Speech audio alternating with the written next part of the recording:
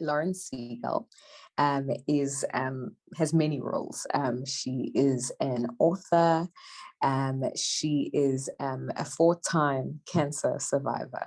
She is a curator. She is a director.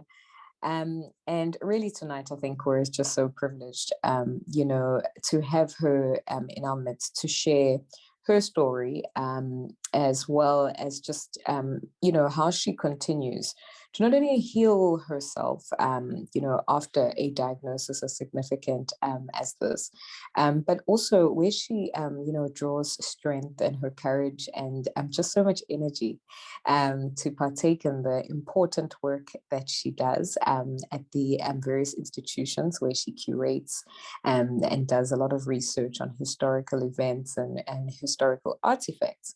Now, something really interesting about her as well is that she's currently studying part-time to become a psychoanalyst. So I guess she's also going to tell us a little bit about what these new journeys also mean for her. Please give a very warm welcome this evening to Lauren Segal.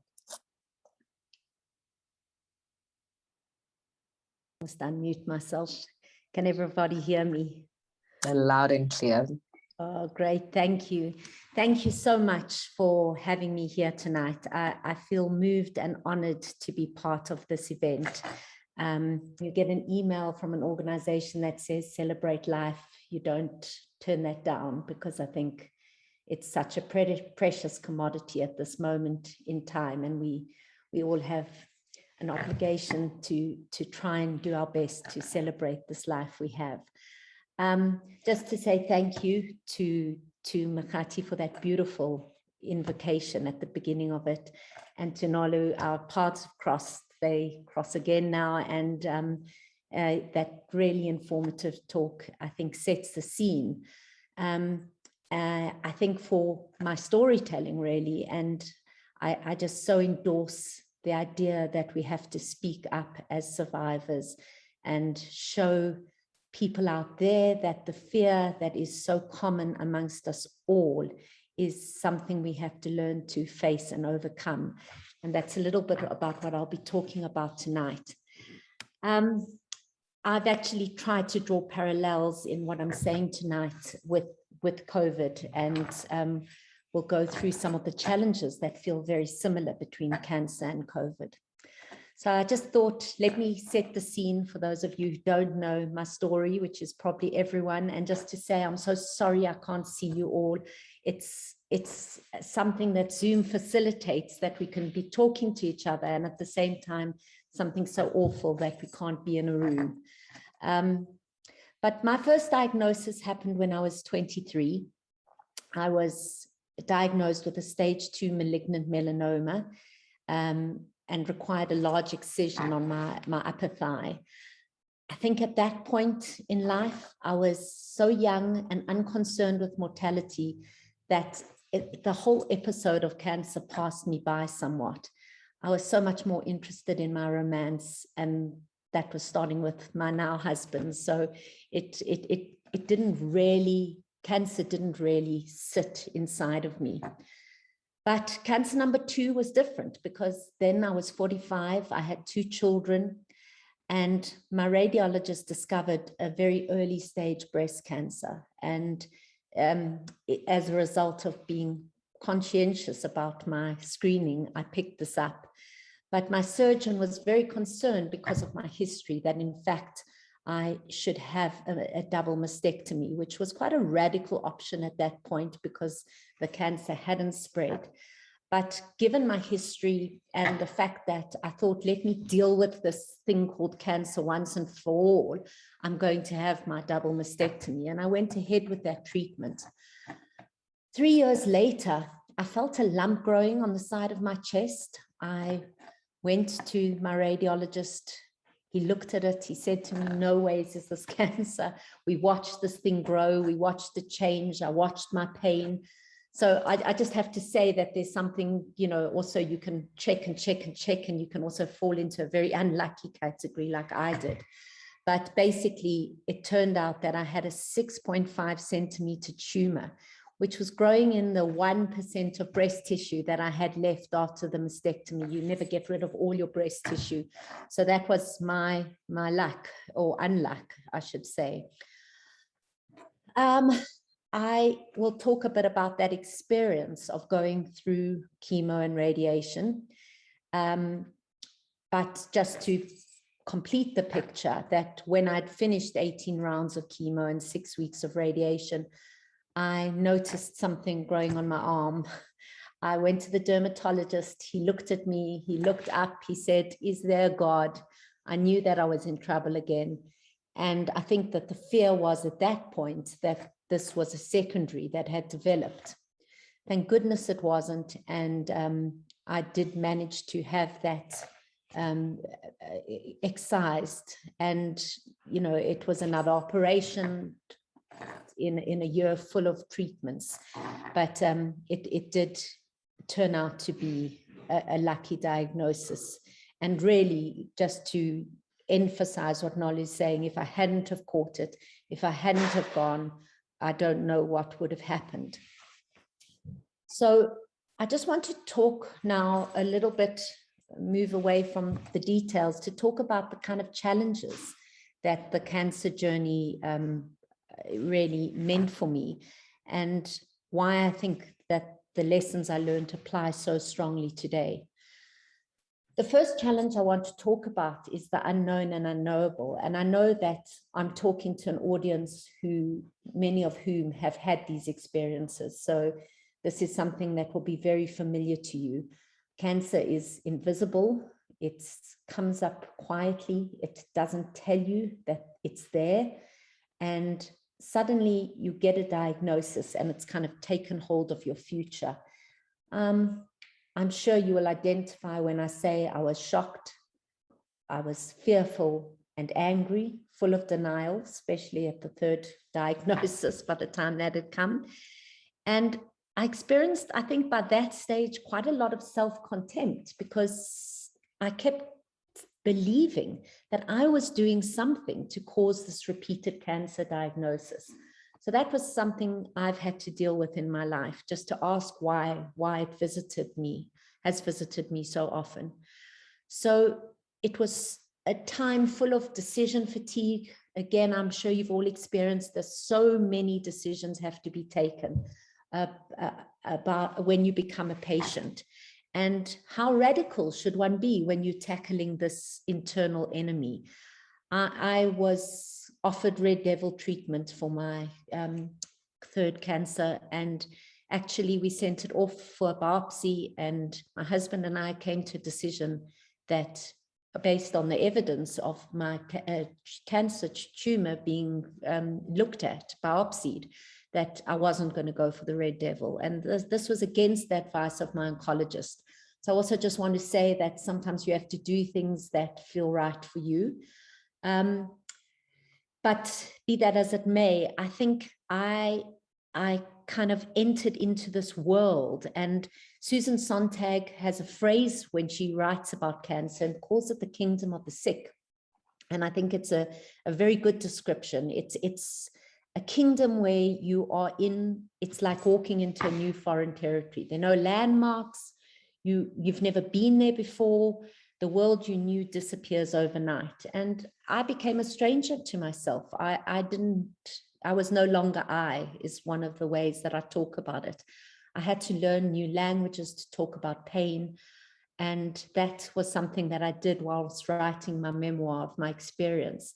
And in this kind of wasteland, you have to find your navigational compass. And I think that's really the way to think about it. It's like refinding your true north. I think for me, I was helped a lot by other people and other philosophers and thinkers and storytellers. And one of them was Viktor Frankl. We might hear about him later tonight, I suspect, but his book, Man's Search for Meaning, was a great comfort for me. You might know that Frankl was a Holocaust survivor. His whole family was killed in Auschwitz. But there was one line in the book that kept repeating itself in my brain. And that was, everything can be taken from a man but one thing, and he uses man, let me say, to choose one's attitude in any given set of circumstances.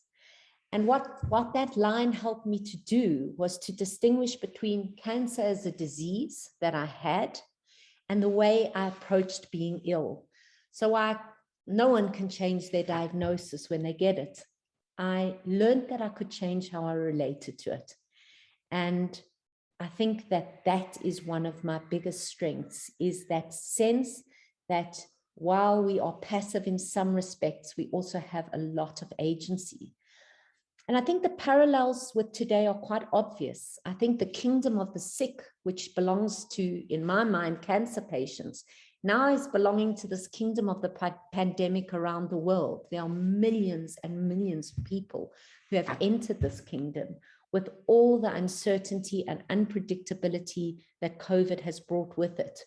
And, you know, like cancer, COVID is an invisible disease. It's wreaking havoc in our minds in the same way. And I think we are struggling to comprehend something, again, that you can't see out there. It spreads because of the way we move and congregate, and we've had to change our lives so radically. But I think the adaptability of the cancer patient is exactly what is being required of the 7.8 billion of us who live on this planet.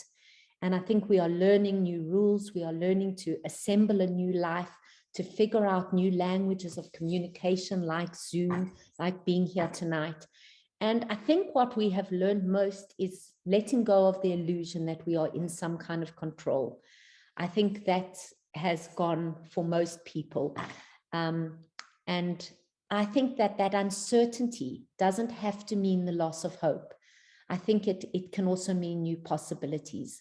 And that's one of the things that cancer has taught me, that the uncertainty is actually a new terrain of life, a new way to celebrate life, as you would say it. So let me move on to my second concern, which comes with cancer, which was facing the pain and learning perseverance. I think after the shock of a diagnosis, the thing that you don't realize when you haven't been in the world of cancer is that the cure for cancer can sometimes be as difficult as the disease itself. So the physical challenges of a body with cancer and what it must endure is sometimes unimaginable. And for me, I suffer very unfortunately from a needle phobia. And I calculated at the beginning of my chemo that I had to have 72 injections just to get through my chemo. Well, for me, this was unimaginable. I think that I hadn't anticipated beyond the needles, the kind of disorientation and isolation of chemo. And, you know, we cancer survivors know about social distancing long before it's become up on posters on the highway to keep distance, because my husband would intervene when my friends came to visit. It was a whole new way. A wise person at the time counseled me to say, you can't go over it, you can't get under it, you have to go through it. And I had to become a marathon runner. I am not a marathon runner. I am a sprinter. I like going fast. I like things to be instantly gratified. So for me, I had to learn what it meant to keep going through the travails. And I think, you know, we talk about being warriors when we're in the cancer journey. I find that image only partly useful. I know we speak about survivors and fighters in the slides today. I think that being a warrior is not about always being brave. I think it's about learning to stay in a place of fear long enough to live through it and to work through it. And that's what I came to learn in my cancer journey, that being vulnerable and strong were not contradictions. They kind of live side by side, just like life does and death. So there are many other pains I can talk about. I won't, because I'm talking to an audience that knows about the pain of hair loss, etc. But I think that I learned to build my physical and emotional muscle of acceptance and endurance. And I think here the COVID similarities are stark. You know, we started off with this thing out there in China. It was like a dystopian science fiction. It was someone else's problem. Then we thought this is the Samsonite traveling class disease. Those who travel got COVID. And then we learned that actually the reality was we are all in this together, and that there was no sprint for the world. I remember in that first lockdown saying, 3 weeks we'll be back to normal life. Well, we know 18 months later about the marathon of lockdowns, of social isolation, lack of freedom of movement. And I think these realities of COVID are like cancer, as hard as the disease itself. So let me come on to my third concern, which I describe as the specter of death and learning to confront it. I think with my diagnosis, there was obviously a rapid spike in my anxiety and fear levels. I think that death starts to stalk one as a cancer patient. And I think if this became true in my exterior and interior life, I could smell death when I walked into that chemo room. And when the next week, that person who was next to me wasn't there, you felt that absence very strongly. And then in my internal world, I had to live with the possibility that my children would not have a mother. And I had to find a way to talk about death. And this is a very difficult thing to do in our culture, where death is such a taboo subject. Even now, when death is surrounding us in the way it is, I still think it's not tackled in any head-on way. People say, don't talk about it, it will make you sick, what will be, will be. But I think I learned to confront death and what it meant to do this with my family around me. And I started to write lists. I'm a list maker. So I started to write down my fears in the middle of the night. And I wrote letters to my children in the case I wasn't at their graduations and at their weddings. I wrote emails to friends to ask them to be my children's keepers. And I think what happened to me is that this new proximity to death brought with it a kind of different proximity to life. And it allowed me to define my priorities more clearly. I think it's one of the things that happens as the world feels more intensely alive. It becomes more pleasurable. I learned to lean into the pain. And I think, again, the parallels with COVID are obvious. You know, as I said, death is all around us. We're bombarded with these images. And I think on an existential level, we experiencing a sense of grief for the life that is no longer. And I think my hope is that this fragility, this new fragility amongst us all, will help us redefine what is important and what really matters. And you spoke about me studying psychoanalysis. I think coming out of this journey, I realized that that was a lifelong passion. I'd wanted to understand more about how people's minds work. And that is something that I've done, even though it's quite late in life to be changing my career. So I think my hope is that we as a nation and a nation around the world, that we can find better versions of ourselves in order to confront challenges and take on new pathways. My fourth concern, I just want to check my time. I think I've got a few more minutes. Was about building community and learning about love and kindness. And I think that one of the key hallmarks of the cancer journey, besides confronting death, was also learning to ask for help and to receive what others had to give me.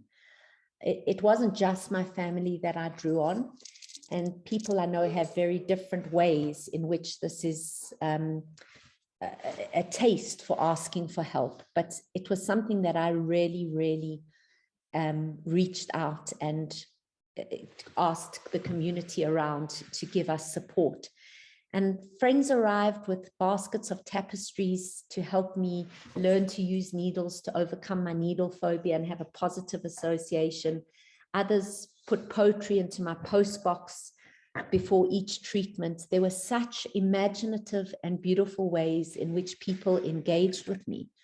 So although, sorry, just excuse me 1 second. I just want to ask someone just to there's a noise in the background. So although cancer is a very, very lonely journey, I actually never felt alone. And I used to get surprised when I would go and hear women talking about how they wouldn't speak about having chemo to their husbands. They used to wear wigs at night and pretend that it wasn't happening. And for me, I had to do it a different way. So I think a new way of loving is what I learned. It was a way of loving that combined joy with pain and suffering and vulnerability. My relationships grew stronger as a result. I can honestly say that there wasn't one friendship that didn't grow as a result of my experience.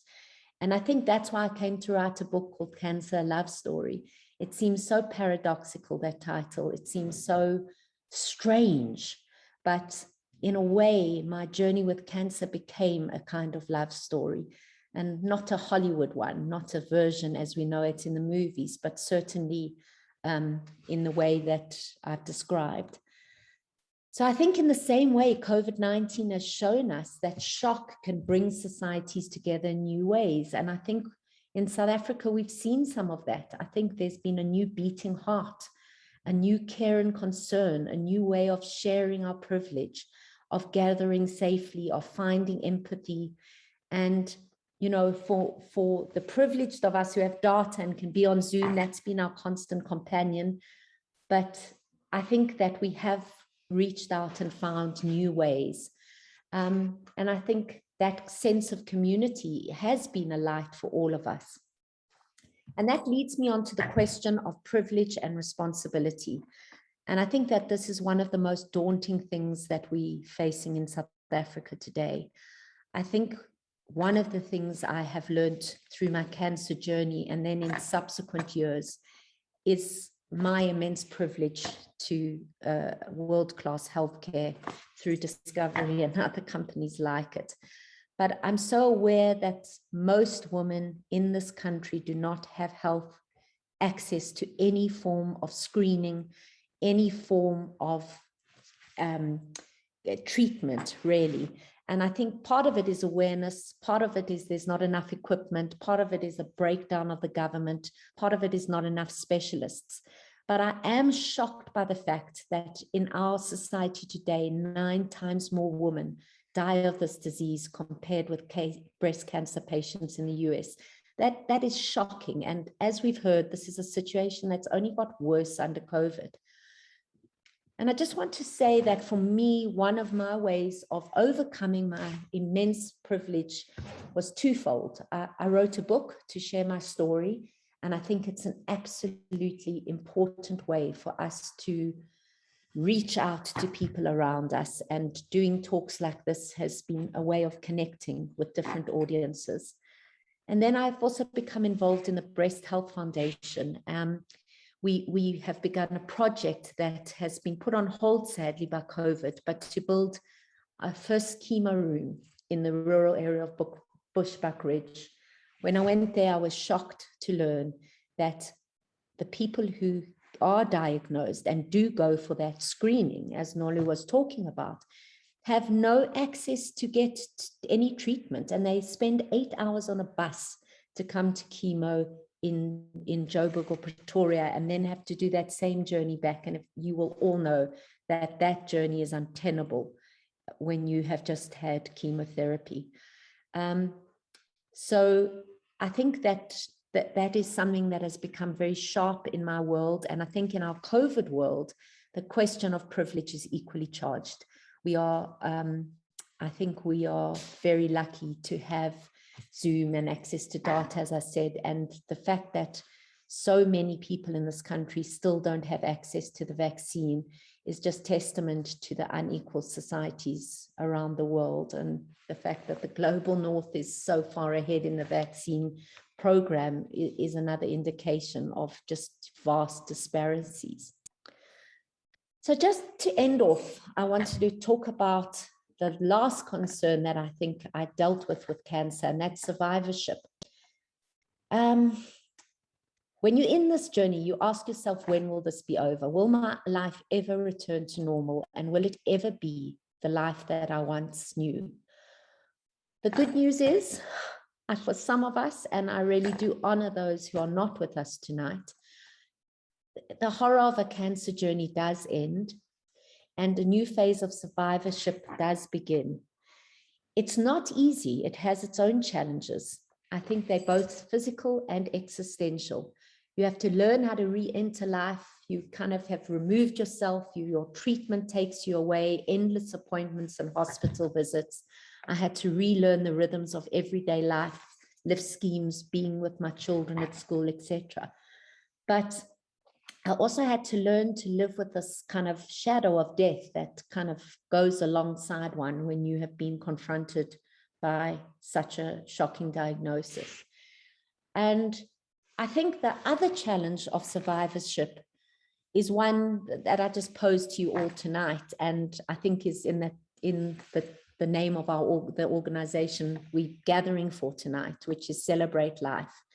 And how does one hold on to the intensity of the feelings that permeate such a space of crisis, the positive feelings that are described here? I don't think I always succeed in holding on to the vulnerability, the love, the gratitude, the sense of community that I've described to you here. But I do think what has stayed with me most is a sensation of kindness and a knowledge that whatever life throws at me, I have the resources to get through it. So I want to just end off by saying, just in the same way as many of us have survived, this epidemic will end. And our challenge is not to let the suffering go to waste. I think I have a new template of coping through cancer. And I think we must, as activists in South Africa, more than ever before, ensure that our values that are at the bedrock of our constitution, freedom, dignity, equality, remain. And this isn't just in South Africa, but in our whole world, because I think that COVID has taught us that we are deeply connected as a people and as a civilization. So I just thank you for inviting me to speak tonight.